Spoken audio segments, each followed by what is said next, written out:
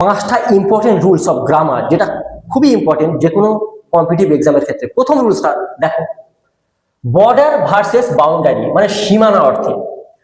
This dispute মানে ঝামেলা of border between West Bengal and Assam is difficult to solve. মানে আসাম এবং ওয়েস্ট বেঙ্গলের যে বর্ডার নিয়ে সমস্যা, সেটা সমস্যার সমাধান করা খুবই কঠিন। ভালো করে বোঝো, যখন এই বর্ডার কখন ব্যবহার করব, যখন দুটি দেশের সীমানা বোঝাবে, যখন দুটি দেশের সীমানা বোঝাবে।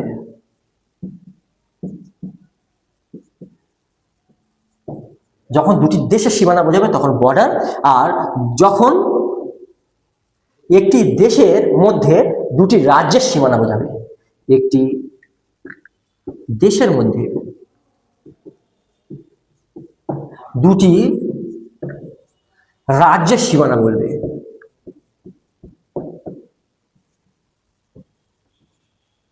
বোঝাবে।